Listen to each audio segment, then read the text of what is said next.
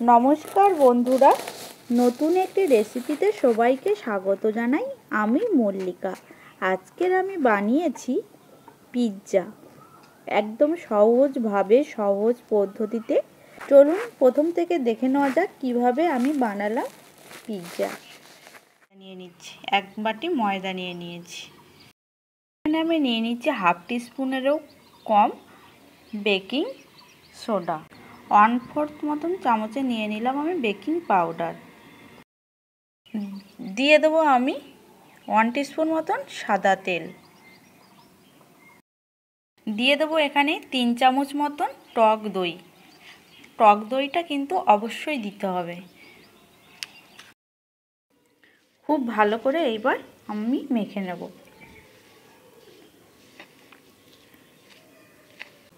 অল্প পরিমাণে জল দিয়ে দেবো। খুব ভালো করে আমি মেখে নেব। ভালো করে আমার মেখে নেওয়া হয়ে গেছে, একদম নরম তুলতুলে হয়েছে। এইবার একটি ঢাকনা দিয়ে আমি 20 মিনিট মতন ঢাকিয়ে রেখে দেবো। এইবার আমি ঢাকনাটি খুলে ডো কেটে নেব। ভালো করে আমি গোল করে নেব। অল্প ময়দা ছড়িয়ে দেবো, দিয়ে ভালো করে আমি বেলে নেব। মোটাও হবে না, বেশি পাতলাও হবে না। ভালো করে আমি গোল শেপ করে নেব। এই রকম গোল শেপ করে নিতে হবে। প্রথমে আমি এই রকম একটি পাত্র নিয়ে নেব। তাতে আমি সাদা তেল দিয়ে দেবো। 1 চামচ মতন সাদা তেল দিয়ে ভালো করে আমি দিয়ে দেবো, যাতে আমি যখন পিৎজাটা দেবো থালার ওপরে তখন না জড়ে যায়। ভালো করে থালার ওপরে এইভাবে আমি দিয়ে দেবো। দিয়ে চারিধার থেকে 4 আঙুলের দ্বারা এইভাবে চেপে চেপে দেবো। এইরকম একটি কাঁটা চামচ দিয়ে আমি ভালো করে ফুটো ফুটো করে নেব, যাতে যখন পিৎজাটা যখন হবে, যখন তাপের মধ্যে আমি দেব, গরম তাপের মধ্যে, তখন পিৎজাটা যাতে না ফুলে যায়, সেই জন্য ভালো করে আমি কাঁটা চামচ দিয়ে ফুটো ফুটো করে দেব। এবার প্রথমে আমি দিয়ে দেব পিৎজা সস। আমাদের কাছে যদি পিৎজা সস না থাকে তাহলে আপনারা টমেটো সস আর চিলি সসকে মিক্স করে আপনারা দিতে পারেন, তাতে পিৎজা সসের কাজ করবে। আমি প্রথমে দিয়ে দেবো পিৎজা সস।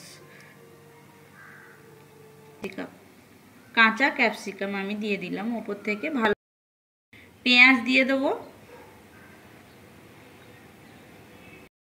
টমেটো কুচি দিয়ে দেবো। ওপর থেকে আমি চিজ ছড়িয়ে দেবো।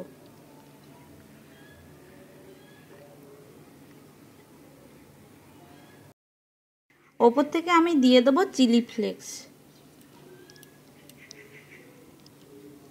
কড়াই আমি প্রথমে দিয়ে দিলাম লবণ। আপনারা চাইলে বালিও দিতে পারেন। আমি লবণ দিয়েছি। লবণের ওপরে এইরকম একটা স্ট্যান্ড দিয়ে দেবো। পিৎজার থালাটা বসিয়ে দেবো। থালা বসিয়ে দিয়েছি। এইবার একটি ঢাকনা দিয়ে ঢাকিয়ে দেবো 40 থেকে 45 মিনিট। আমি কিন্তু পিৎজাটা মাটির উনুনেই বানাচ্ছি। এইবার আমি ঢাকনাটি খুলে দেখব। দেখুন, আপনাদেরকে আমি 40 থেকে 45 মিনিট পরে দেখাচ্ছি কত সুন্দরভাবে আমার তৈরি হয়ে গেল পিৎজা। এবার আমি কড়াইয়ের ওপর থেকে তুলে নিচে নামিয়ে নেব। একদম পিৎজা তৈরি করা হয়ে গেছে। কত সুন্দর দেখতে হয়েছে, দেখেই কিন্তু জিভে জল চলে আসছে। বাড়িতে এইভাবে ঝটপট বানিয়ে ফেলুন পিৎজা, সহজ পদ্ধতিতে। বাড়িতে বাচ্চা থাকলে এইভাবে বাড়িতে বানিয়ে সহজভাবে বাচ্চাদেরকে দিলে আর শরীর খারাপ হয় না বাচ্চাদের। এইবার আমি একটি ছুরি দিয়ে কেটে নেব।